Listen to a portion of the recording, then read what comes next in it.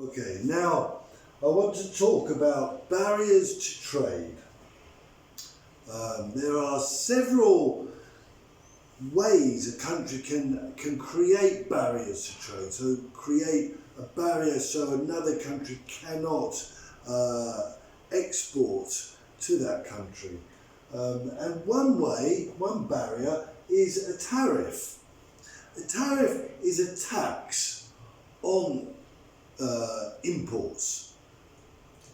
For example, if Britain can produce a cloth for $4 and America can produce a cloth for $4, America can create this barrier by putting a 25% tariff on this cloth and making it uncompetitive, because suddenly the cloth will cost $5 in America and the home industry will be able to produce a cloth for $4, meaning that the exporters here will either not export anymore or reduce their exports significantly. So this will create a barrier for America to stop imports. Another barrier to trade could be a subsidy. For example, if country A subsidises its farmers, so it gives them money for every banana produced, a farmer will receive a certain amount of money. That will make the bananas cheaper to produce. That means country B cannot export to country A, given that everything else is the same, because their bananas would be more expensive. It also means maybe the farmers in country A can export to country B, because country B, the farmer has no subsidy, so will find their bananas are in fact more expensive than the farmer in country A. So this can create barriers to trade and really distort the market. So those are subsidies. Another barrier to trade is quotas. These are used a lot. For example, China exports clothes, for example, very cheaply, and maybe it's an idea for a country to have a quota, means a limit to what they can export from China. Here I've got a picture of a fence with barbed wire keeping out the imports, because only up to, for example, bananas, maybe up to 500 tonnes they're allowed to import. After that, they can't. They have that quota. So that's a barrier to trade. An embargo is when a country uses its dominance to stop trade with another country. But it's all the trade with another country. For example, America does this with Cuba. America doesn't allow dollars to be used to trade with Cuba, and most of the trade done in the world internationally is done in dollars, and they need to go through the American banks. If America refuses to do this, if a country trades with Cuba and puts the American dollars through an American bank, those dollars will disappear in retaliation as a punishment. So we have this embargo. Normally it's used for political reasons, as a way of punishing a country for behaviour, some behaviour it sees as being wrong. For example, America sees Cuba, the political orientation of Cuba, as being communist, and doesn't want Cuba to prosper, to grow. So it has this embargo on Cuba. Another barrier to trade could be excessive quality standards or bureaucracy. Countries often use this as an excuse to keep out foreign products. Russia, for example, when there were sanctions on Russia, suddenly the Russians said that the Italian cheeses or some foods didn't pass their quality test. They didn't reach the correct standard. It was an excuse. Another example is masks. In the past, things like masks, there would be a standard and we couldn't just import any mask. They had to reach a certain standard. Suddenly, in the COVID crisis, we found we needed masks so much and we reduced the standards so a lot more foreign masks could be imported. Bureaucracy could be, complicated in a language that's not easy to understand and not very spread, or just too much forms, or even an office which must authorise the importation of a product and takes months and months to authorise it. This could be a barrier to trade, a way a country can stop imports for some products from some places. They use this as an excuse. Okay, so we'll look at some arguments for barriers to trade. Here we can see infant industries must be protected. Here there's the Indian car industry, which is very infant, not very developed. A very developed country, car industry, we can see in America, Tesla, and here we can see robots and good technology constructing the cars. Here we see the cars often are done by hand, a lot is done by hand, so this industry will find it too difficult to compete directly.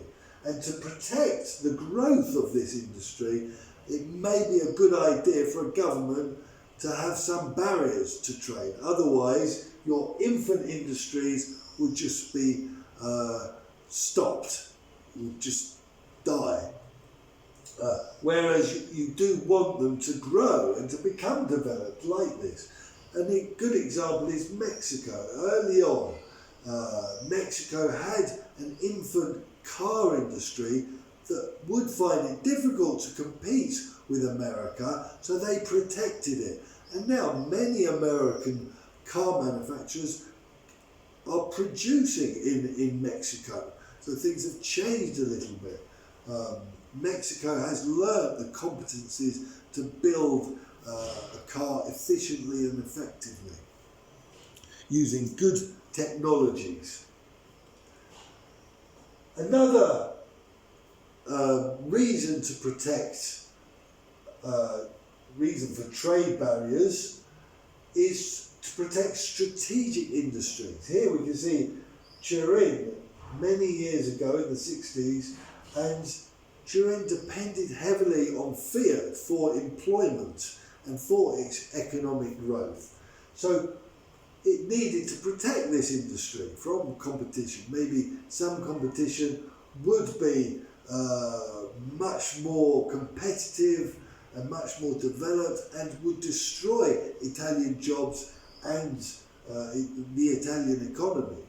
So they needed to protect this industry. But also this strategic industry may be farming. All countries protect their farming because farming means you can feed your population. Countries do not want to depend on foreigners to eat.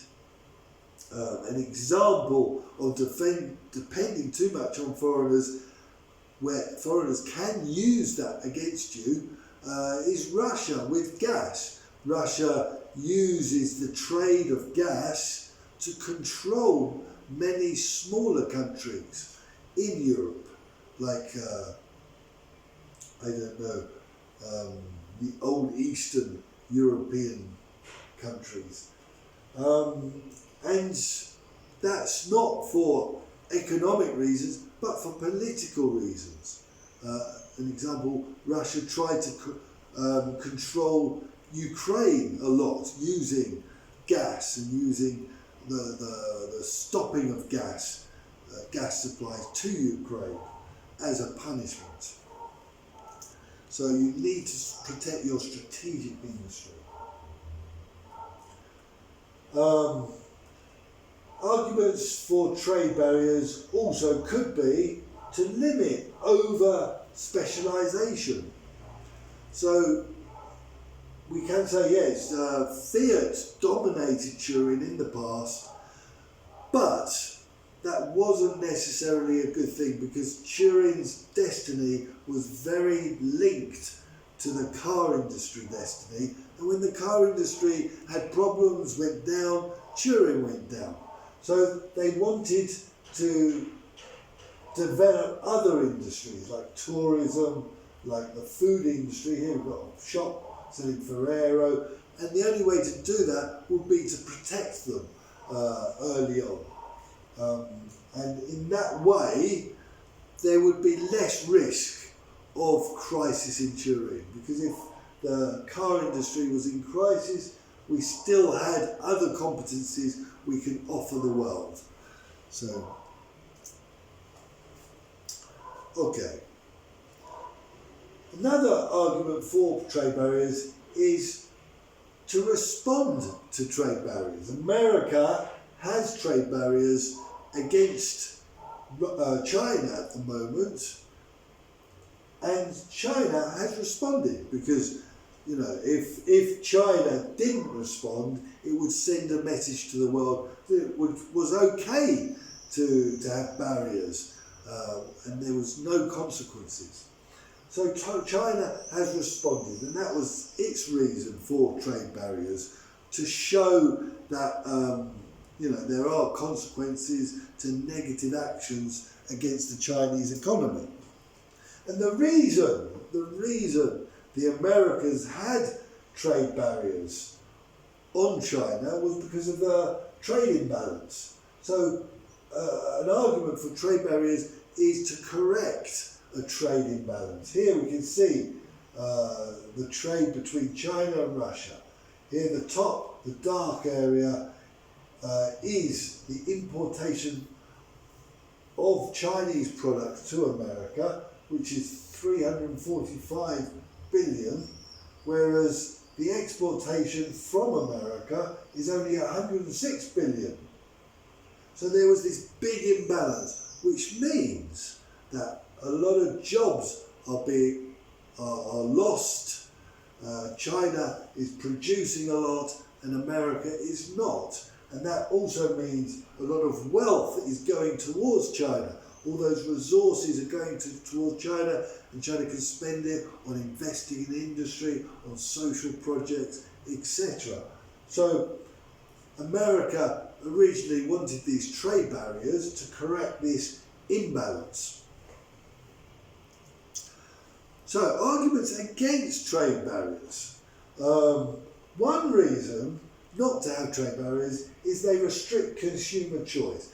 If we have trade barriers and then other countries respond with trade barriers and then we enter a trade war, eventually we would see our shelves empty because there is very little that we produce for ourselves. Many products, many technological products, many the car industry needs this trade because supply lines crisscross national boundaries, national borders. So it would restrict more and more the choice until we just don't have enough of many products, and you would find a lot of queues outside supermarkets, and supermarkets in the end saying no, we haven't got any more of those, etc. So it restricts consumer choice, and ultimately if we get into a trade war, it could really stop our economies. Basically, we would find the shelves emptying. And then we could say also it restricts new revenue and opportunities. Here we've got a trade fair where a country is trying to import their products, their food products. They will need marketers, distribution networks, they maybe need translators, lots of jobs for the home country. And they will bring revenue. Anything we spend on their products that goes to their country, they will eventually spend on our products, or can eventually spend on our products. China is not just exporting, it's also importing. A lot of Chinese come to Italy and enjoy the holidays in Italy. So, this means there will be employment opportunities and new revenues. If another country is getting richer, it could come our way, even via a third country. If China spends money, I don't know, in Germany, and then maybe the Germans spend more money in Italy. So it makes the world much richer. We are interdependent now. So another reason against trade barriers is they protect inefficient domestic firms. So, like I said before, we use them to protect infant industry, but the danger is that infant industry will just relax and know it doesn't have to get better, it doesn't have to progress and improve in efficiency and effectiveness. It doesn't have to get to this standard of Tesla. We saw that in the past. In the past, we protected a lot, for example, Fiat, and it became very inefficient and ineffective in the international arena.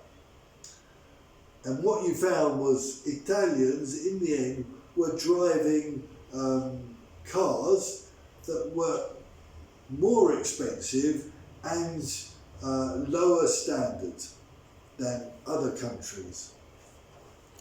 So it is a danger. Another reason against would be countries retaliate. Like I said before, maybe a country does it because you've done it. And then you can get into a trade war. Now we're seeing the beginnings of what could be a trade war between America and China. And in the end, nobody wins a war. We all lose.